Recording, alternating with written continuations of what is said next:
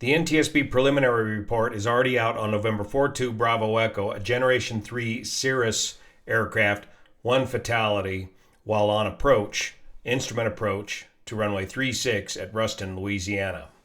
The high-speed crater impact of the aircraft plus the ATC information added to this report seems to corroborate another loss of control due to spatial disorientation and automation overload for a single pilot in IFR conditions. Let's check it out. Piloting the aircraft at the time of the accident was 64-year-old Rodney Cooper, the executive director for LaSalle and the private jail representative for the Texas Jail Association. LaSalle Corrections has a facility on the north side of Ruston where the pilot was attempting to land, and the plane was also registered to LaSalle.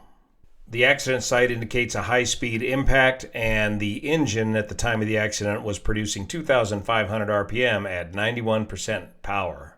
Cylinder head temperatures and exhaust gas temperatures were consistent with normal operation at the time of the accident. Of course, being a Cirrus aircraft, it was equipped with the CAPS, or the Cirrus parachute system, and it was found partially deployed consistent with impact during the accident sequence. The parachute remained packed in its bag, but the parachute cables were extended. The ballistic rocket was found at the furthest end of the debris field, 330 feet from the initial tree impact, but the CAPS handle within the cockpit was in the stowed position, and the ground safety pin was not installed in the handle. So in other words, the parachute system was properly pre-flighted. There was no safety pin in the handle, but the parachute system was not deployed by the pilot. Now here's what really tells the rest of the story, the ATC dialogue. According to the preliminary ADS-B data and communications data obtained by the FAA, the airplane departed from Huntsville, Texas at 8:30 in the morning for Ruston. ATC cleared the airplane for the RNAV runway 36 approach. Here's what it looks like, which it's just a simple straight-in approach to runway 36. Which the pilot acknowledged, but shortly thereafter the pilot requested a go-around. The controller cleared the pilot to climb, maintain 2,000 feet, and turn right to a heading of 120 degrees.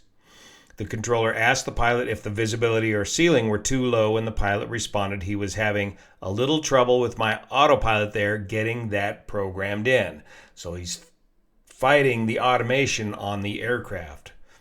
The controller asked the pilot to verify the airplane's heading and provided a low-altitude alert. The controller then asked the pilot to verify the heading and asked the pilot if he was using the autopilot or hand flying. The pilot responded that he was hand flying the aircraft, and there was no further communications received from the pilot. The weather at the time of the accident was IMC conditions. 6 miles visibility and mist, broken at 3,300, overcast at 6,000 feet, and then down to 7 miles visibility, light rain, a few at 400, broken at 2,100, overcast at 3,300, with a temperature dew point spread of 20 and 20. So the temperature dew point are the same, indicating a fog or mist in the area.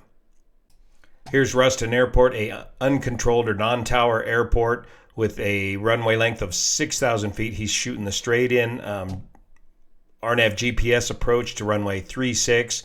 So when the controller asks him, is the weather below minimums? Well, the pilot never got down to minimums to see what the weather actually was. The weather is being reported on this automatic weather reporting station here on 119.525, but the controller may not exactly know what the weather is here at this non-tower airport. Looking at the ADS-B data from ADS-B Exchange, with the aircraft located right here in the right-hand turn to a heading of 120 degrees and 2,000 feet, we can see that the pilot has 2,000 feet set in the FMS as per the controller's instructions, but instead of rolling out on a heading of 120 degrees, he continues the roll to the right and then a roll to the left and then a roll to the right, climbing and descending while in the process looking something like this before finally losing control of the aircraft right about here. This is the KML data on Google Earth. You can see the climbs and descents as well while he was trying to hand fly the aircraft here, right over in here. Here's an example view of what the instrument panel looks like in a Generation 3 model of Cirrus aircraft. A lot of glass and a lot of finger poking and button pushing, as I found out in my demonstration ride of the late model G7 Cirrus. Now, one of the common comments we get in the comment section is, gee, it sure seems like there's a whole lot of Cirrus accidents. Well, Cirrus is the #1 manufacturer of single-engine aircraft out there in the world today. So, in other words, there's a lot of Cirrus aircraft out there. Now, here I am with Emmy Smith, a demo pilot from Cirrus, flying the latest G7 model of Cirrus. Well, actually, they got an even later model than this. But the aircraft, as I say here, is a lot of finger poking and button pushing to operate the automation. If you are hand flying the aircraft while doing all this finger poking and button pushing, it's fairly easy to lose control of the aircraft. When you are having a trouble with the automation in the weather, you need to downgrade that level of automation to a level that you can handle. In other words, you need to click, click, click, click, and initially simply hand fly the aircraft.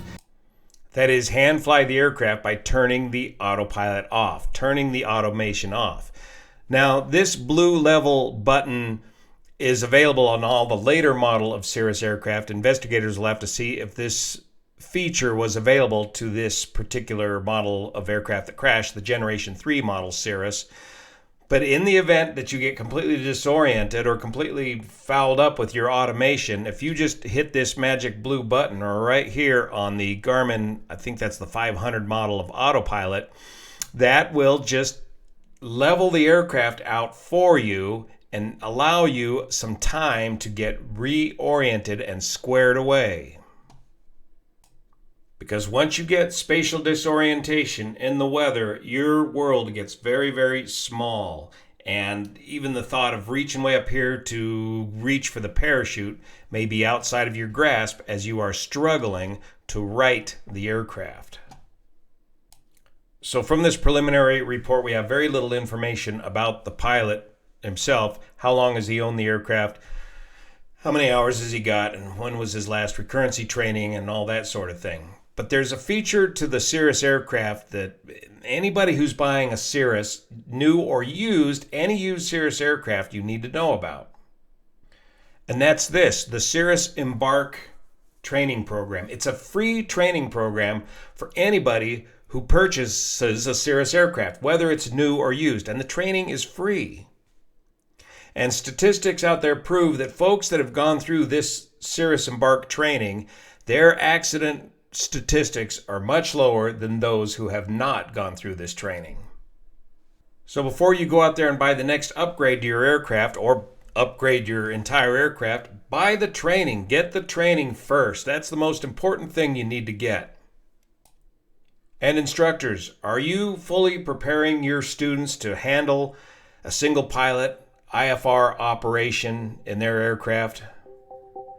Thank you so much for your support of this channel, especially the folks over on Patreon that make this content possible. See you here.